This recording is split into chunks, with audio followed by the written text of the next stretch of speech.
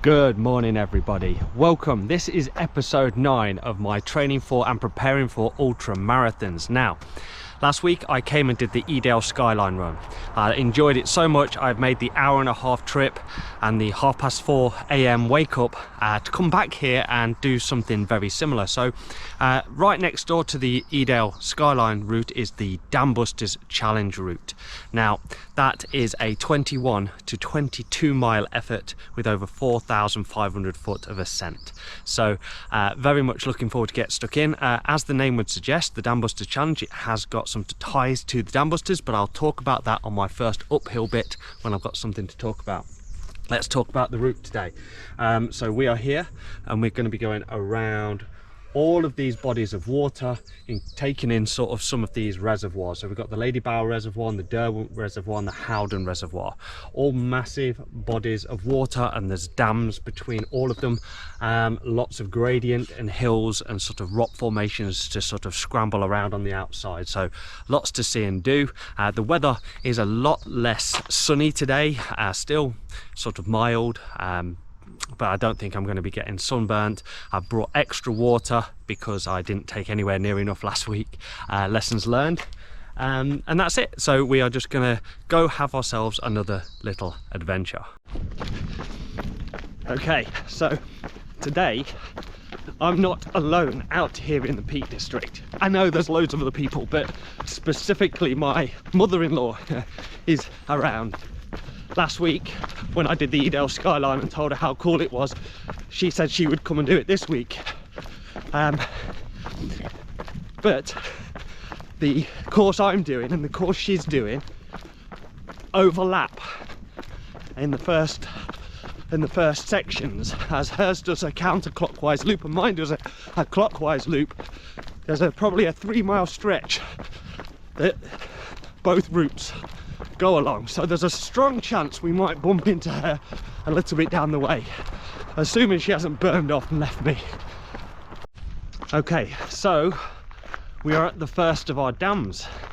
That was only like 2 minutes out of the car park. Okay, so this bit wasn't actually on the route, but I couldn't come this close to the dam without having a little walk up and down it. Right, I've got to find my way back to the route. Can't get lost so early on. Right, I think I see the path. It's over there. That's the good thing about this app. It kicks off if I wander off. It goes whoop, whoop. All them floors on the Stairmaster was for this. They go up there somewhere, like in the sky. Okay, so Win Hill was the first peak that I got to when I did the Edale Skyline last week, but I kind of got to go up this way to it today. I guess I'm on the other side, who knows. Right, here we go. 1, 2, 3, 4, 5, 6, 7, 8, 9, 10, 11, 12, 13, 14, 15, 16, 17, 19, 20, 21, 22, 23, 24, 25, 26, 27, 29, 30, 31, 32, 33, 34, 35, 36, 37, 38, 39, 40, 41, 42. Okay, if I didn't have an app telling me to come this way, I certainly wouldn't have chosen this way. Oh my God. Okay.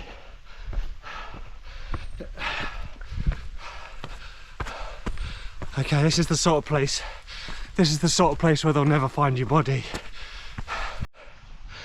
Okay, so I'm following the blue line on my app, right? But it's sending me up there. Man, it is steep. It's steep what I'm on right now, and this seems to just like go up like a ladder.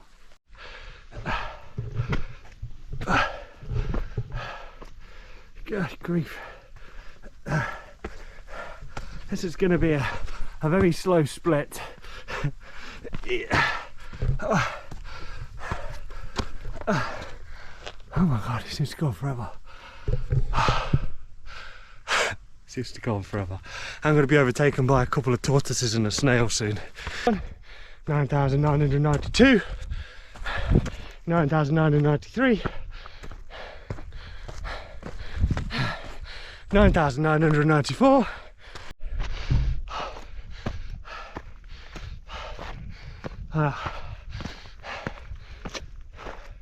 See how high I've ascended in that first bit, from the valley bottom through the forests of Endor down there.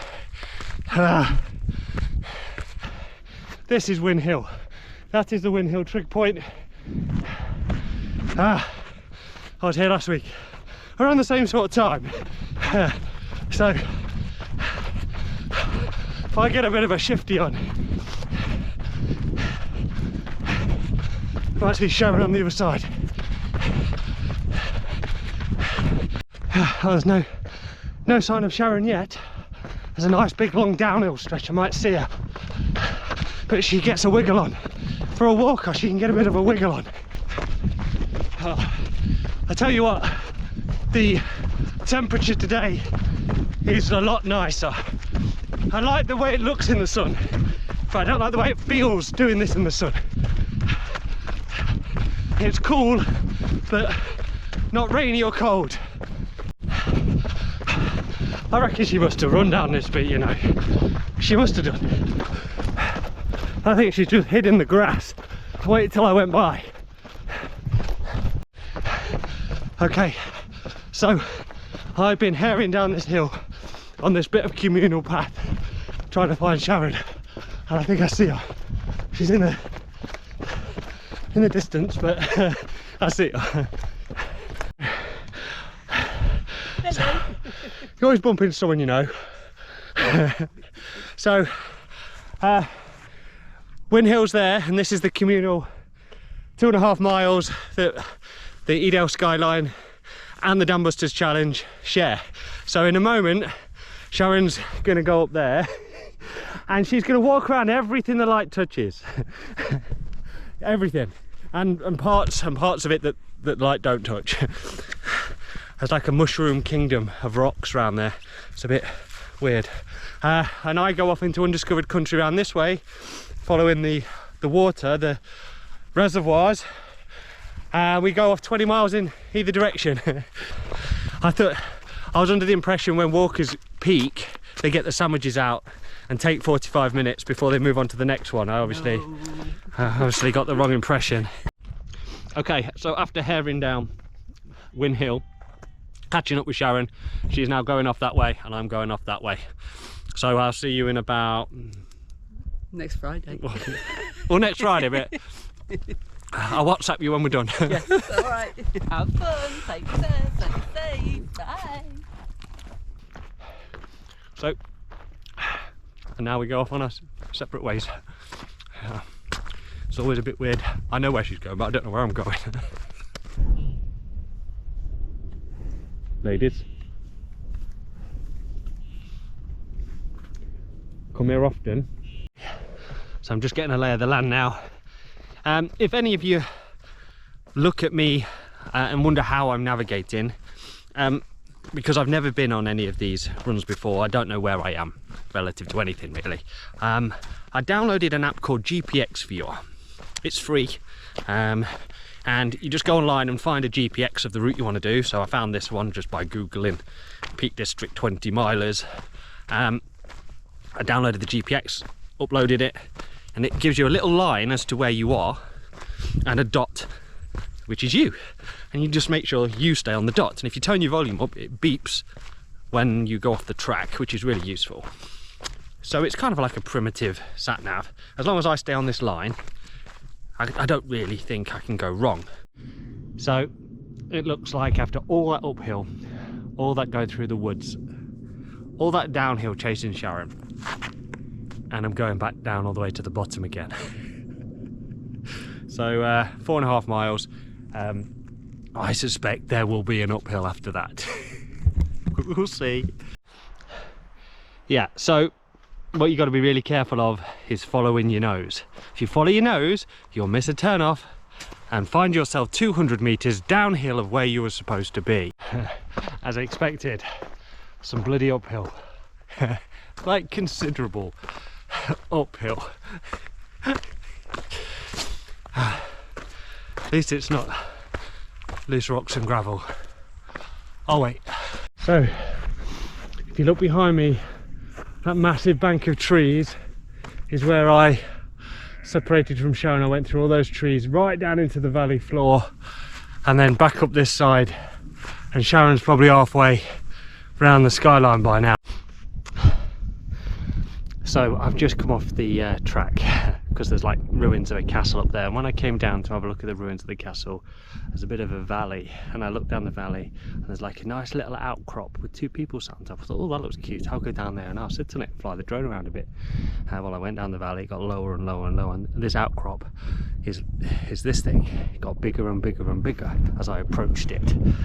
Now I've just climbed halfway up that thing and realised that two things: one, I'm on my own, and two, the shoes I've got on are not outright trail shoes. They don't have like much in terms of reverse lugs and grip. They're more kind of running shoes, and that's quite loose underfoot at the point where it gets quite steep. Now one slip, you're not going to come to rest until you hit the rocks at the bottom down there. In fact, I dropped the lens cap, the rubber lens cap, to my 360 camera, and it bounced all the way down to the bottom. Kind of a visual representation of what would happen to me should I fall.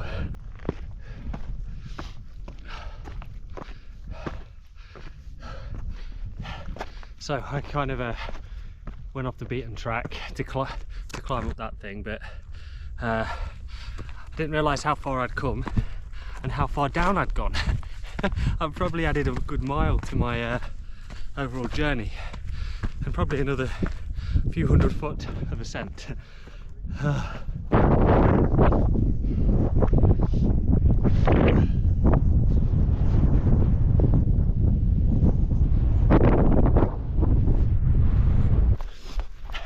Thing is, when I come out on runs like this, I'm super easy distracted by interesting things. Cliffs, rocks, stacks, caves, arches, anything visually impressive is going to get investigated. And I kind of forget I'm here to do 21-22 miles.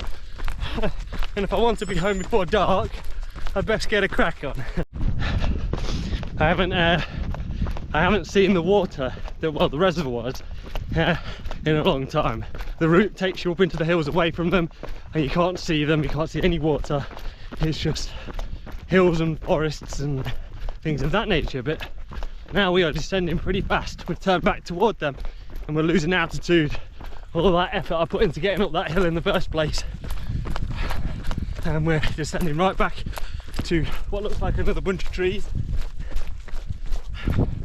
So I think we're going to start to see the water. It might not be the reservoir bit yet, it might be just the rivers and overflows and things, but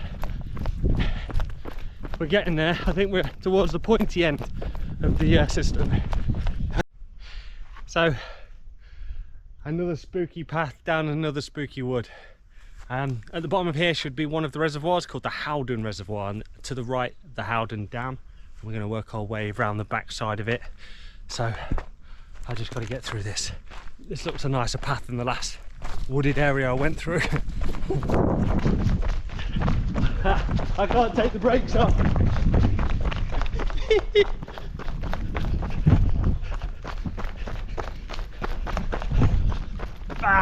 Knees.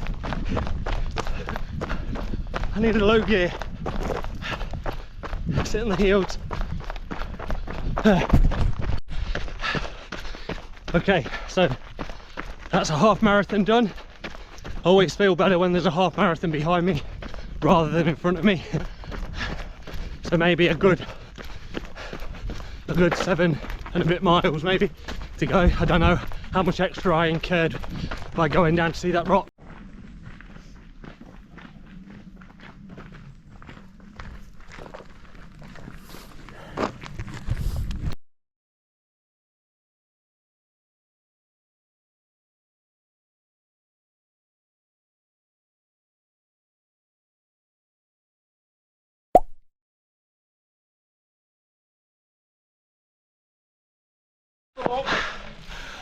Guy Martin off the TV.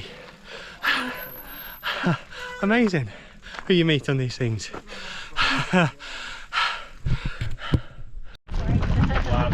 Keep going! Hero! Okay. Once again find myself in a very unique environment. Purple flowers, this valley. I've come off the main path now. It sent me off on the main path. And I'm kind of by myself again. It kind of got a little bit like popular walking path back there. And I do quite like it on my own. So I can talk to myself. And people on the internet, I suppose. So let's talk real quick about why this is called the Dambusters Challenge. Well, there's 3 dams: Howden, Derwent and Lady Bower, all in quite a small amount of space, serving their respective reservoirs. During the war, around 1943, there was a requirement to bomb some dams in Nazi Germany, in industrial regions that were feeding the Nazi war machine. So Churchill told the RAF that they needed to blow these dams up and they needed to figure out a way of doing it. There wasn't an easy way, and you couldn't just bomb them from altitude like you could flat targets, because they were nestled into valleys much like this one. So they had to devise a way. So they recruited an engineer called Barnes-Wallis, and Barnes-Wallis set about thinking of ways, sort of ingenious ways of dropping bombs. So they made a top secret squadron called 617 Squadron that later became known as the Dambusters. Lancaster bombers that were fitted not with bombs and bomb bay doors, but with a rig underneath to deploy the bomb that Barnes-Wallis had invented, which was called the bouncing bomb. And this was like a barrel shaped bomb, and they could only really take one per Lancaster, and they would roll over the reservoir at about 100 feet, and at the critical moment they would drop the bomb and it would bounce across the reservoir. They even had to spin the bomb, rev it up before they dropped it, so it bounced across the water correctly. The bomb then hit the dam, sank, exploded, and decimated the dams in question in Germany. Absolute genius and bravery of the pilots that deployed them, and they were all practiced. They all flew sorties around these valleys and at dams like the Derwent Dam. Unbelievable. It's actually my wedding anniversary today. 7 years. Married to Holly. We met in 2011-ish. So I've been kicking around together for a while. Luckily, I'm not in the doghouse because one, she's not overly romantic or slushy in that way, and two, her dad's visiting from Scotland, who she only sees once or twice a year. So a sneaky morning off doing this. There's no skin off the nose. We will have a nice barbecue when I get home. I think I've just had a realization that the only way out of this valley is out of this valley. Oh, I'm going to be going up for like an hour. Bloody heck. And when you get a little bit of madness because you've been on your own for too long. Yeah, me too. So all the way over there is Mam Tor. Sharon has gone all the way round to mile 15 and is approaching Mam Tor from the other side, so I'm high enough now to be able to see it. So I have just passed mile 18, and I'm quite high up. I'd like to think that I could do a couple of miles of down now. Please let there be a couple of miles of down now. Honestly, look at that. Houses. Right, how do we get up there? Okay. I hope to God, that is, we are on the highest bit now. 18.5 miles. I just hope there's a bit of downhill. Feels like I've been out here forever. So, I've only just sort of processed that I ran into Guy Martin back there. Obviously I knew it was Guy at the time, but the reason I bumped into him is that I stopped at the dam to take a few pictures, and there was a family there just stopping for a minute as well at the dam, as you do. And he asks if his daughter would make it all the way round. I assumed he meant the route I was doing, and just said no way. I can barely make it. She was on a bike as well, and the amount of ascent ahead of her would have been ridiculous. There may have been a different way anyway. Shook my hand twice, took my picture. He was the nicest guy in the world, as you would expect him to be. He's just so down to earth. Yeah. Just take a second.